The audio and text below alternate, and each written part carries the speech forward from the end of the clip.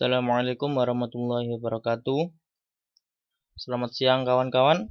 Kembali lagi bersama saya Muhammad Fajaruddin.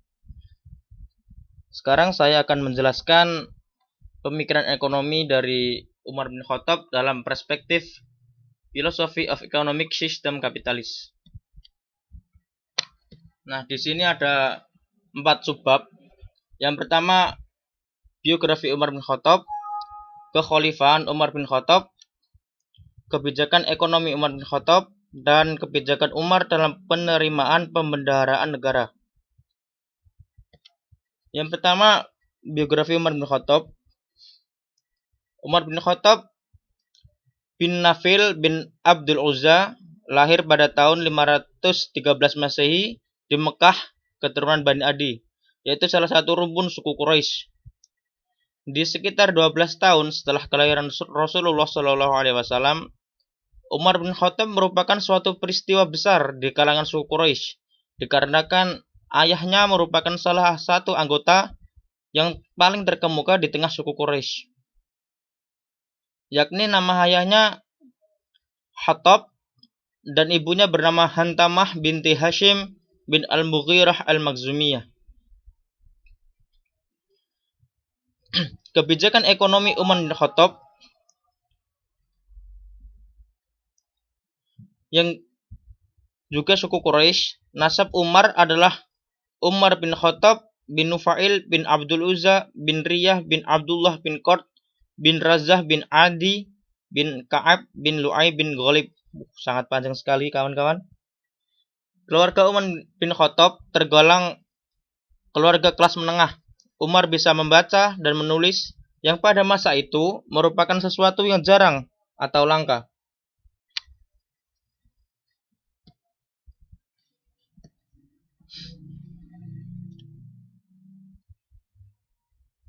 Orang-orang Arab masa itu tidak menanggapi pandai baca tulis itu suatu keistimewaan. Bahkan mereka malah menghindarinya dan menghindarkan anak-anak mereka dari kegiatan tersebut.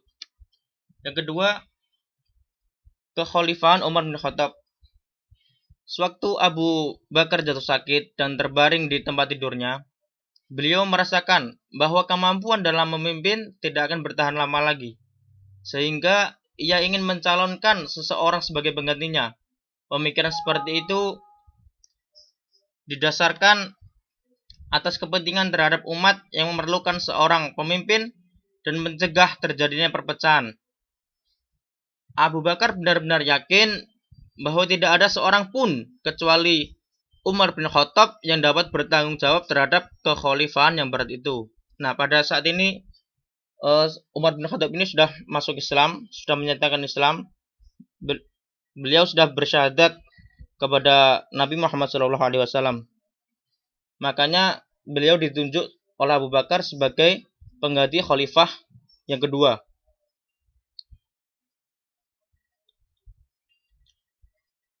Mereka merasa khawatir karena bawaan Umar bin Khattab yang keras, dan karena kekerasannya umat akan terpecah belah. Sontaklah Abu Bakar dan beliau pun marah. Selanjutnya Abu Bakar menuju masjid tempat para sahabat berkumpul dan berkata, "Setujukah kalian dengan orang yang dicalonkan menjadi pemimpin kalian? Saya sudah berijtihad menurut pendapat saya dan tidak mengangkat seorang kerabat. Umar bin Khattab adalah pengganti saya. Patuhi dan taatilah dia." Begitulah kata Abu Bakar As-Siddiq. Orang-orang yang ada di masjid pun menjawab, "Kami patuh dan taat." Ketika Abu Bakar meninggal, Umar bin Khattab dipilih menjadi khalifah Islam yang kedua. Setelah dikukuhkan sebagai khalifah, Umar berdoa, "Allahumma ya Allah, aku sungguh keras dan kasar, maka lunakkanlah hatiku. Ya Allah, aku ini lemah, berikanlah aku kekuatan. Ya Allah, aku sungguh kikir, jadikanlah aku orang yang pemurah." Next, yang ketiga, kebijakan ekonomi Umar bin Khattab. Dalam sambutannya ketika beliau sudah diangkat menjadi khalifah, Umar bin Khattab mengumumkan kebijakan-kebijakan ekonomi yang dijalankannya. Adapun yang menjadi dasar kebijakan ekonomi Umar bin Khattab adalah sebagai berikut. Negara Islam mengambil kekayaan umum yang benar dan tidak mengambil hasil dari kharaj atau harta fa'i yang diberikan Allah kepada rakyat kecuali melalui mekanisme yang benar. Yang kedua, negara memberikan hak atas kekayaan umum, tidak ada pengeluaran kecuali sesuai dengan haknya, dan negara menambahkan subsidi serta menutup hutang. Yang ketiga, negara tidak menerima harta kekayaan dari hasil yang kotor. Yang keempat, negara menggunakan kekayaan yang benar. Pemerintah Umar bin Khattab dikenal dengan pemerintah yang bersih, ditopang dengan karakteristik pribadi yang tegas dan berwibawa, sehingga terbentuk kondisi masyarakat yang damai, makmur, dan sejahtera. Hal ini dapat dibuktikan dengan kondisi perekonomian dan pendapatan masyarakat Arab pada masa itu. Dapat digolongkan pada taraf perekonomian yang merata. Kekayaan dan kemakmuran tersebut mereka dapatkan dari harta rampasan perang atau disebut ghanimah, pajak tanah atau kharaj, pajak perdagangan atau usyur, zakat, pajak tanggungan atau jizyah. Yang terakhir, kebijakan Umar dalam penerimaan pembendaharaan negara.